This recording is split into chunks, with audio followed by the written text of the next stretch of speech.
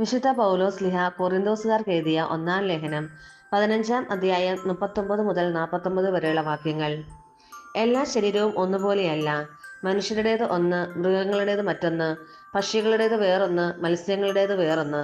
സ്വർഗീയ ശരീരങ്ങളുണ്ട്, ഭൗമിക ശരീരങ്ങളുമുണ്ട്. സ്വർഗീയ ശരീരങ്ങളുടെ തേജസ് ഒന്ന്, ഭൗമിക ശരീരങ്ങളുടെ തേജസ് മറ്റൊന്ന്. സൂര്യന്റെ തേജസ് ഒന്ന്, ചന്ദ്രന്റേത് മറ്റൊന്ന്, നക്ഷത്രങ്ങളുടേത് വേറൊന്ന്. നക്ഷത്രങ്ങൾ തമ്മിലും തേജസ്സിന് വ്യത്യാസമുണ്ട്. ഇപ്രകാരം തന്നെയാണ് മരിച്ചവരുടെ പുനരുത്ഥാനവും.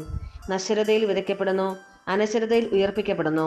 അവമാനത്തിൽ വിതയ്ക്കപ്പെടുന്നു, മഹിമയിൽ ഉയർപ്പിക്കപ്പെടുന്നു. ബലഹീനതയിൽ വിതയ്ക്കപ്പെടുന്നു, ശക്തിയിൽ ഉയർപ്പിക്കപ്പെടുന്നു. വിതയ്ക്കപ്പെടുന്നത് ഭൗതിക ശരീരം, പുനർജീവിക്കുന്നത് ആത്മീയ ശരീരം. ഭൗതിക ശരീരമുണ്ടെങ്കിൽ ആത്മീയ ശരീരവുമുണ്ട്. ആദ്യ മനുഷ്യനായ ആദം ജീവനുള്ളവനായി തീർന്നു എന്ന് എഴുതപ്പെട്ടിരിക്കുന്നു. അവസാനത്തെ ആദം ജീവദാതാവായ ആത്മാവായി തീർന്നു. എന്നാൽ ആദ്യമുള്ളത് ആത്മീയനല്ല, ഭൗതികനാണ്, പിന്നീട് ആത്മീയൻ. ആദ്യ മനുഷ്യൻ ഭൂമിയിൽ നിന്നുള്ള ഭൗമികനാണ്. രണ്ടാമത്തെ മനുഷ്യനോ സ്വർഗത്തിൽ നിന്നുള്ളവൻ. ഭൂമിയിൽ നിന്നുള്ളവൻ എങ്ങനെയോ അങ്ങനെ തന്നെ ഭൗമികരും, സ്വർഗത്തിൽ നിന്നുള്ളവൻ എങ്ങനെയോ അങ്ങനെ തന്നെ സ്വർഗീയരും. നമ്മൾ ഭൗമികന്റെ സാദൃശ്യം ധരിച്ചതുപോലെ തന്നെ സ്വർഗീയന്റെ സാദൃശ്യവും ധരിക്കും. നമ്മുടെ കർത്താവായ മിശിഹായിക്ക് സ്തുതി. വിശുദ്ധ മത്തായി അറിയിച്ച സുവിശേഷം 25-ാം അധ്യായം 31 മുതൽ 40 വരെയുള്ള വാക്യങ്ങൾ. മനുഷ്യപുത്രൻ എല്ലാ ദൂതന്മാരോടും കൂടെ മഹത്വത്തിൽ എഴുന്നള്ളുമ്പോൾ അവൻ തന്റെ മഹിമയുടെ സിംഹാസനത്തിൽ ഉപവിഷ്ടനാകും. അവന്റെ മുൻപിൽ എല്ലാ ജനതകളും ഒരുമിച്ച് കൂട്ടപ്പെടും. ഇടയൻ ചെമ്മരിയാടുകളെ കോലാടുകളിൽ നിന്ന് വേർതിരിക്കുന്നത് പോലെ അവൻ അവരെ തമ്മിൽ വേർതിരിക്കും. അവൻ ചെമ്മരിയാടുകളെ തന്റെ വലതുവശത്തും കോലാടുകളെ ഇടതുവശത്തും നിർത്തും. അനന്തരം രാജാവ് തന്റെ വലതുഭാഗത്തുള്ളവരോട് അരുളി ചെയ്യും, എന്റെ പിതാവിനാൽ അനുഗ്രഹിക്കപ്പെട്ടവരെ, വരുവിൻ.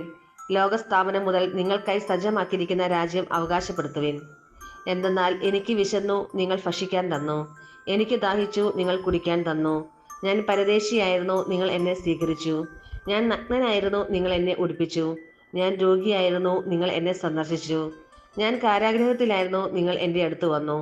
അപ്പോൾ നീതിമാന്മാർ ഇങ്ങനെ മറുപടി പറയും, കർത്താവേ, നിന്നെ വിശക്കുന്നവനായി കണ്ട് ഞങ്ങൾ ആഹാരം നൽകിയതും ദാഹിക്കുന്നവനായി കണ്ട് കുടിക്കാൻ നൽകിയതും എപ്പോൾ? നിന്നെ പരദേശിയായി കണ്ട് സ്വീകരിച്ചതും നഗ്നനായി കണ്ട് ഉടുപ്പിച്ചതും എപ്പോൾ? നിന്നെ ഞങ്ങൾ രോഗാവസ്ഥയിലോ കാരാഗൃഹത്തിലോ കണ്ട് സന്ദർശിച്ചത് എപ്പോൾ? രാജാവ് മറുപടി പറയും, സത്യമായി ഞാൻ നിങ്ങളോട് പറയുന്നു, എൻ്റെ ഏറ്റവും എളിയ ഈ സഹോദരന്മാരിൽ ഒരുവന് നിങ്ങൾ ഇത് ചെയ്തു കൊടുത്തപ്പോൾ എനിക്ക് തന്നെയാണ് ചെയ്തു തന്നത്. നമ്മുടെ കർത്താവായ മിശിഹായിക്ക് സ്തുതി.